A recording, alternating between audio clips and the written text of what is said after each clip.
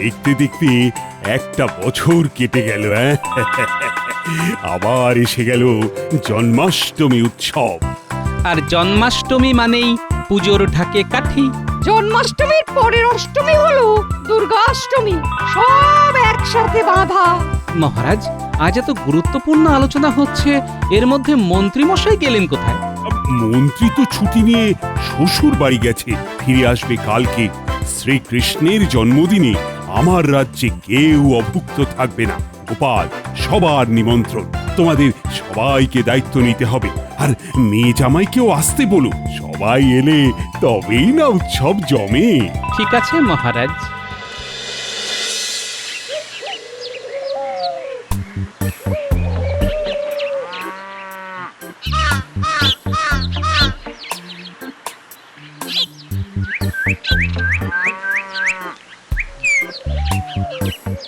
ও মা, এ বাবা জীবন যে তোমরা খুব ভালো সময় এসেছো। হ্যাঁ, মহারাজ তোমাদের কথা জিজ্ঞাসা করছিলেন।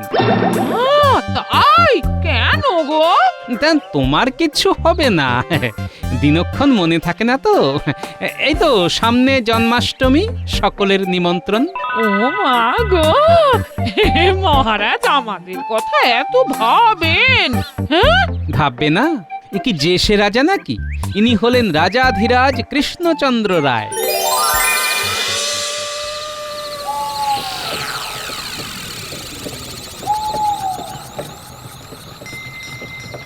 আর এরকম গদাই লস্করি চালে চললে হবে না।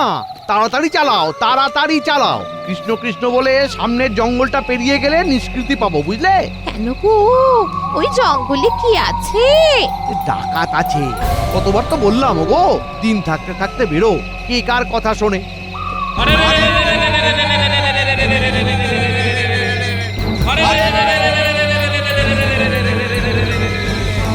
ওই আসছে। হে ঈশ্বর, রক্ষা করো গো, রক্ষা করো। ও মা, ডাকাত আসছে। এবার কি হবে, কি হবে? আমার তো সব গয়না নিয়ে নেবে গো। মা, আমাকে ছেড়ে দিন সর্দার, আমি তো গরিব মানুষ। বেরিয়ে আসুন মন্ত্রী মশাই, বেরিয়ে আসুন, বেরিয়ে আসুন, বেরিয়ে আসুন। কীর্তিমা, তোমরা কি চাও বাবারা? আপনাদের কাছে যা আছে, গলার হার, আংটি, বোতাম, কীর্তিমা যা পড়ে আছেন সব আমাদের হাতে সযত্নে তুলে দিন, তুলে দিন। আর তোমরা কারো আংটি পিছমোড়া করে বাঁধো। ঠিক আছে সর্দার। আমাকে ছেড়ে দাও। ওরে বাবা রে, কে বন্ধু, দয়া করো, আমি খুব তুচ্ছ মানুষ। পুজো মেরে হাত বন্ধ করো না। সর্দার, মন্ত্রী মশাই তখন থেকে খুব বকছেন, এবারে নাকে থামতে বলুন, নইলে কিন্তু একেবারে চুপ করিয়ে দেবো। অত কথা আর কি, দাও চুপ করিয়ে। আচ্ছা, তোমরা আমার মতো তুচ্ছ লোককে কেন ধরছো? রাজ্যে অনেক লোক আছে, তাদেরকে ধরো। আমি নিজে তোমাদের সাহায্য করব। যা ঘটছে তা শুনে যাই, তারপর ভাগ্যে যা থাকবে তা হবে। মন্ত্রী মশাই, আপনি দায়িত্ব নিচ্ছেন তো? নিচ্ছি। সামনে জন্মাষ্টমীর পুজো, সবাই রাজপ্রাসাদে পুজোতে ব্যস্ত থাকবে। সেই সুযোগে পুরো কৃষ্ণনগরকে লুটে নেবে। হ্যাঁ, আমরা আপনাকে বিশ্বাস করব কি করে? তাহলে গিন্নিমাকে রেখে দিই। হ্যাঁ, গিন্নিমা আমাদের জামিন রইলো। ও মা গো, আমাকে রেখে দেবে মানে? তাহলে তোমাকে রান্না করে দেবে কে? কত যেন সেবা করে, সব সময় দাঁতে দাঁতে পেশে। ওগো, কিছু বলো। দাঁড়াও দাঁড়াও, ভাবতে দাও। হ্যাঁ শোনো ডাকাত সর্দার ভাই, তোমরা আমার সাথে চলো। হ্যাঁ, আমার দুজন চেলা আছে, তাদের নাম বটা আর ঘটা। তাদের আমি তোমাদের সাথে দিয়ে দেব, তাতে তোমাদের চুরি করতেও সুবিধা হবে, আর আমাকে তোমরা নজরে নজরে রাখতেও পারবে। না না, এইসব হুজুম ভাজুমে বিশ্বাস করবে না সর্দার। আরে বাবা, আরে আমাকে একটু বিশ্বাস করো। আমাকে বিশ্বাস করলে তোমরা লাভবান হবে। ষড়যন্ত্র করে যদি সিংহাসনটা পাই, তাহলে কথা দিলাম তোমাদের ডাকাতির ওপর আমার আর কোনো বারণ থাকবে না। তার মানে আমরা সরাসরি ডাকাতি করতে পারবো, এ কি সত্যি? সত্যি সত্যি সত্যি, এই 3 সত্যি। ঠিক আছে, এই কদিন আমি তোমার বাড়িতে থাকবো। যদি কোনো বেচাল দেখি তাহলে কিন্তু খুব খারাপ হয়ে যাবে। এমন খারাপ হবে যা কিনা কল্পনাও করতে পারবে না, বুঝতে পেরেছো? না ভাই ডাকাত সর্দার, আমি রাজা হলে তোমাকে করব আমার রাজ্যের সেনাপতি।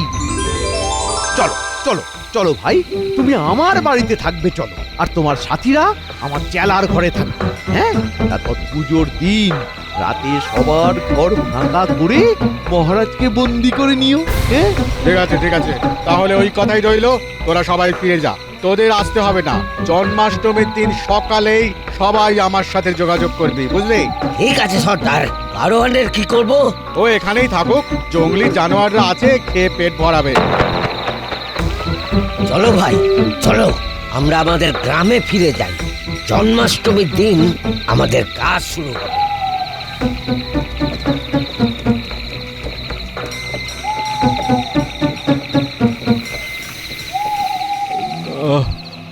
না, আমার তো মরলে চলবে না, আমাকে আমাকে বাঁচতেই হবে।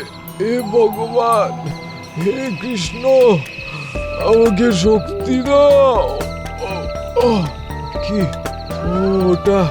কি ওটা চকচক করছে? যাই তো গিয়ে দেখি। একটা কাঁচের টুকরো, এই কাঁচের টুকরোটাতে দড়িটা ঘষি।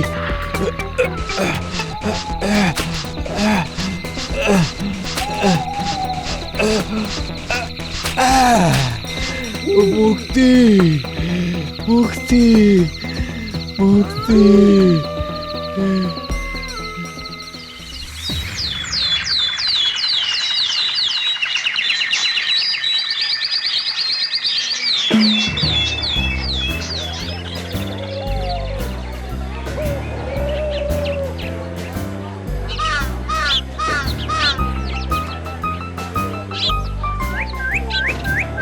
আরে মন্ত্রী মশাই যে কখন ফিরলেন? সাথে ইনি কিনি? সকালে গোপাল, দেখি বলে ভাঙা কপাল। মানে ইনি আমার ভাই। আপনার ভাই? তা আপনার ভাই কবে থেকে এলো? কোনোদিন তো শুনিনি। আগে শোনোনি তো কি হয়েছে, এখন শুনে নিয়েছো? আমি হলাম তোমাদের মন্ত্রী মশাইয়ের মাস্তুতো ভাই। ও বাবা, মাস্তুতো ভাই তো চুরি চুরি হয়। কিছু বললে নাকি? আমার জামাই যেটা বলেছে সেটা না শোনাই ভালো। তারপর মন্ত্রী মশাই কি চুনো? আমি কেন চুনো হতে যাব? চুনো তুমি। আরে আপনার মনটা বড় পেঁচালো মন্ত্রী মশাই। বলছি মাছের কথা, আর আপনি কোথায় চলে গেলেন? আমি তো চুনো মাছই নেব। আর আমি গলদা। মাস্তুতো ভাই, মাছের বাজারে তো মেছো গন্ধ থাকবেই, কিন্তু মন্ত্রী মশাইয়ের কথার মধ্যে কেন মেছো গন্ধ পাচ্ছি একটু লক্ষ্য রাখতে হবে। বুঝলে বাবা জীবন, তোমাকে একটা গুরুত্বপূর্ণ কাজ দেব, ওটা ঠিকঠাক ভাবে করতে হবে। আমি বুঝে গেছি বাবা, মন্ত্রীমশাইয়ের গা থেকে মিশ্র গন্ধের কারণটা জানতে হবে, কি তাই তো? বাহ, একেবারে 10-এ 10। হয়ে যাবে বাবা, আজ থেকেই আমি নজর রাখবো।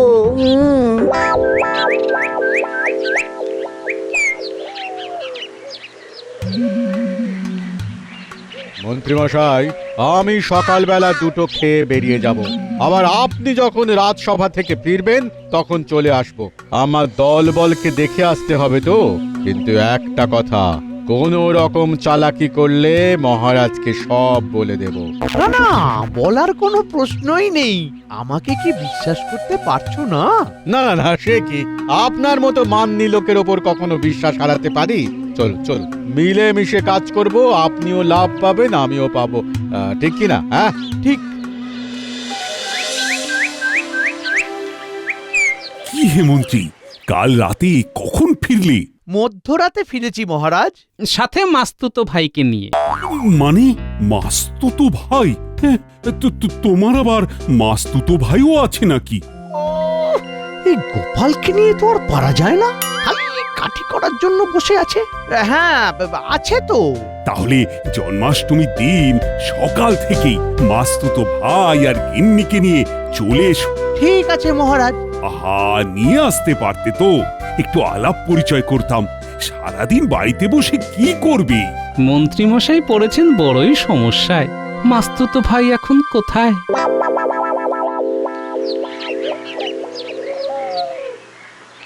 কানামাছি ভো ভো যাকে পাবি তাকে ছো, কানামাছি ভো ভো যাকে পাবি তাকে আমাকে ধরো। ধরেছি ধরেছি। ময় বাবা, এটা কি?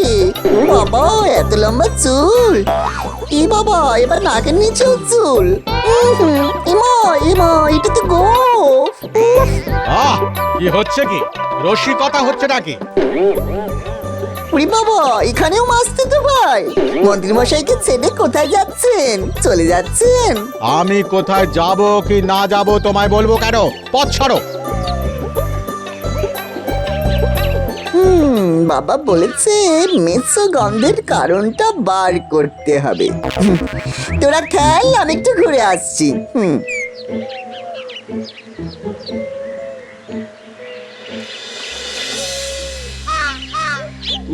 কতক্ষণ ধরে হাঁটছি, খুব ক্লান্ত লাগছে। ওই তো একটা পুকুর দেখা যাচ্ছে। যাই, ঠান্ডা জলে একটু হাত পাটা ধুয়ে আসি।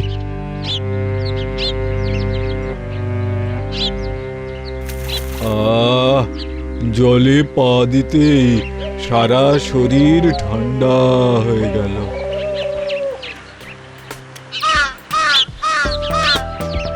আরে, এই ডাকাত সর্দার না? ওরে বাবা, হ্যাঁ তাই তো। আমাকে দেখতে পেলেই তো ভবলীলা সাঙ্গ করবে। ওরে বাবা রে, লুকিয়ে পড়ি বাবা।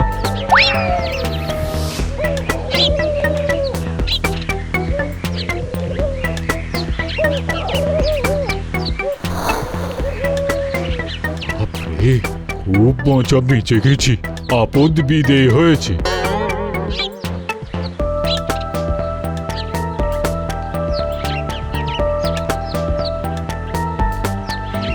আবার কি? এই রে, রাস্তাটা তো দুদিকে ভাগ হয়ে গেছে। মাস্তুতো ভাই কোন রাস্তায় গেল? ওই লোকটাকেই জিজ্ঞাসা করি। ওহে ভাই, মাস্তুতো ভাইকে দেখেছো? একটু আগে এখান থেকে গেল। ও, আপনি ডাকাত সর্দারের কথা জিজ্ঞেস করছেন? এই যে একটু আগে এদিক দিয়ে গেল। ডাকাত সর্দার? হ্যাঁ, ডাকাত সর্দার। বাবা রে, কাল রাতে ঠাকুরের দয়াতে বেঁচে গেছি। ও, তার মানে মন্ত্রী মশাই একটা ডাকাত সর্দারকে নিয়ে এসেছেন। এ বাবা! আচ্ছা, তাহলে এই ব্যাপার বুঝলাম। গিন্নি, আমাদের গাড়োয়ান ভাইকে একটু পেট ভরে খেতে দাও। আহ, বেচারি কাল সারা রাত থেকে অভুক্ত। আমি এক্ষুনি নিয়ে আসছি। আয় মিনু মা। আসছি মা। জন্মাষ্টমীর দিন তাহলে আর কোনো অঘটন ঘটবে না। আমার যে কি দুশ্চিন্তা হচ্ছিল। ভাবছো কেন? ঈশ্বর তার নিজের কাজ ঠিক করিয়ে নেন, কাউকে না কাউকে ঠিক পাঠিয়ে দেন। এই যেমন তুমি এসেছো, এবার বাকি কাজটা আমার। পালের গোদাকে ধরতে হবে। এক্ষুনি গিয়ে মহারাজকে বলে দিন। না না, আমাদের মন্ত্রী মশাইকে বামাল সমেত ধরতে হবে। কিরে, হাঁপাচ্ছিস কেন? আরে, ওই যে দাদা বাবু, তুমি যাকে কান্নামাছি খেলার সময় ধরেছিলে, সেই মাস্তুতো ভাইকে আবার দেখলাম। কোথায় দেখলি? যে পথ দিয়ে যাচ্ছিল সেই পথ দিয়েই ফিরছিল। তোরা এত রাত পর্যন্ত বাইরে কি করছিস? পণ্ডিত মশাইয়ের কাছ থেকে ফিরছিলাম। জানো দাদা বাবু, আমি ওই লোকটার পিছু নিয়েছিলাম। তারপর দেখি ওই তোমার মাস্তুতো ভাই সোজা মন্ত্রী মশাইয়ের বাড়িতে গেলেন। ব্যাস, দুয়ে দুয়ে চার, আমাদের হাতে সব অস্ত্র এসে গেছে। এবার শুধু খেলিয়ে তুলতে হবে। এই নাও গো কাকা, মুড়ি আর নারকোল। রাতে ভাত আর মাছের ঝোল। হ্যাঁ, দাও দাও দাও, আমার খুব খিদে পেয়েছে গো।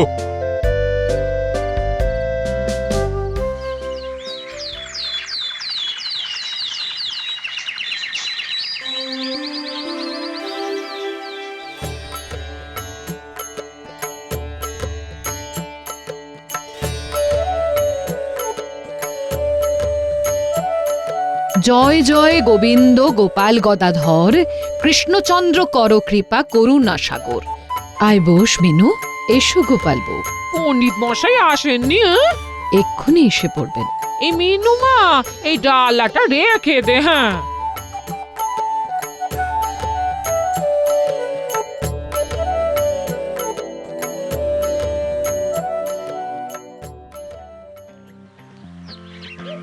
এই জামাই চলে এসেছো?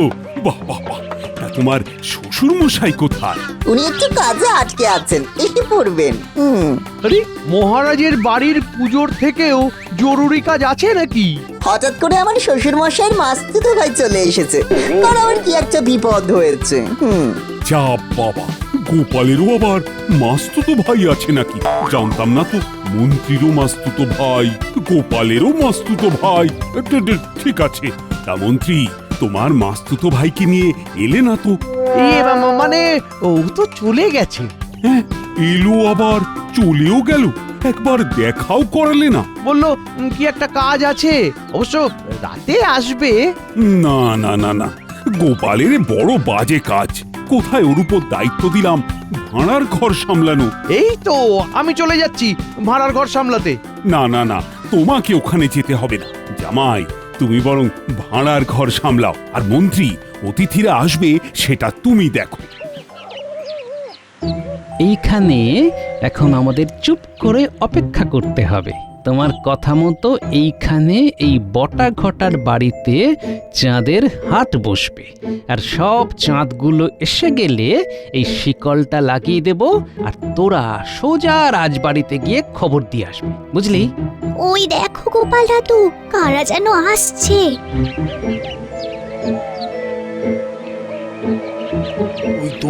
ওই তো ডাকাত সর্দার আর তার দলবল। ওই তো মাস্তুতো ভাই। হ্যাঁ, চোরে চোরে।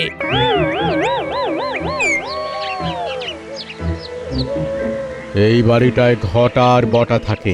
মন্ত্রী মশাই সেদিন আমাকে আলাপ করে দিয়েছিলেন, আজ দিনের বেলা এখানে অপেক্ষা করব। ঘটা বাবু, বটা বাবু, আমরা এসে গেছি। এসে গেছেন? বাহ বাবা, চলে আসুন।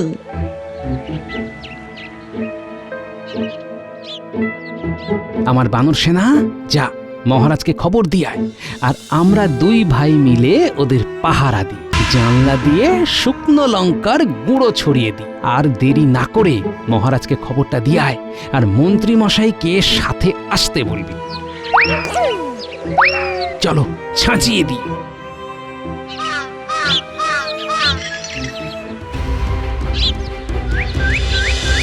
এখনো গোপালের পাত্তা নেই। আহ, কি যে করে না ভেবেই পাই না। কাজের সময় গোপালকে পাবেন না, শুধু অকাজে কুকাজে পাবেন। আহ, তুমি আর ধুনো দিও না তো। কি রে, তোদের দাদু কোথায়? দাদু দাঁড়িয়ে আছে বটা ঘটার বাড়িতে।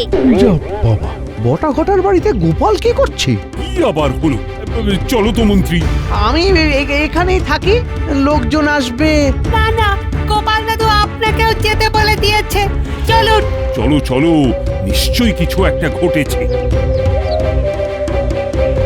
চলো, বটা ঘটার বাড়ি, গোপাল ওখানে আছে।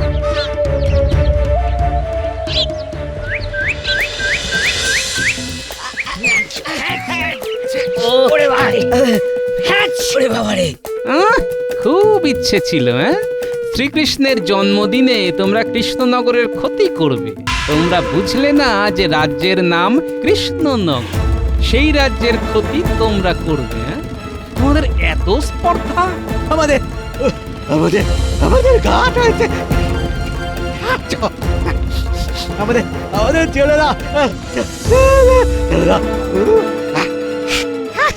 আমরা বলেছিলাম সর্দার। কি হয়েছে গোপাল? সেনাপতি, তুমি এবার এই ঘর খুলে সবাইকে নিয়ে বাইরে এসো।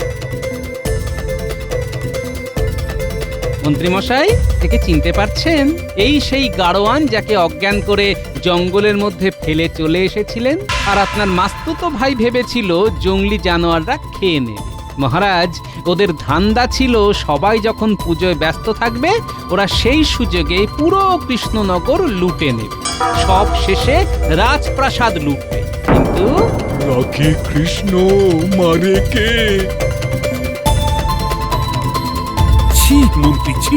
তুমি না রাজ্যের মন্ত্রী, তোমার মনে এই ছি! ওদের আরো ভাবনা ছিল মহারাজকে সরিয়ে দিয়ে মন্ত্রীকে রাজা বানিয়ে প্রজাদের সব জিনিস লুটপাট করো। ছি সেনাপতি, এদের সবাইকে কারাগারে বন্দী করো। আমার কোনো উপায় ছিল না মহারাজ, ক্ষমা ক্ষমা। না না না না না না, কোনো ক্ষমা নেই।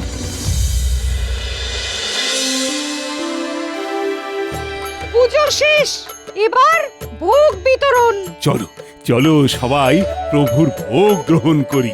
জয় শ্রীকৃষ্ণের জয়।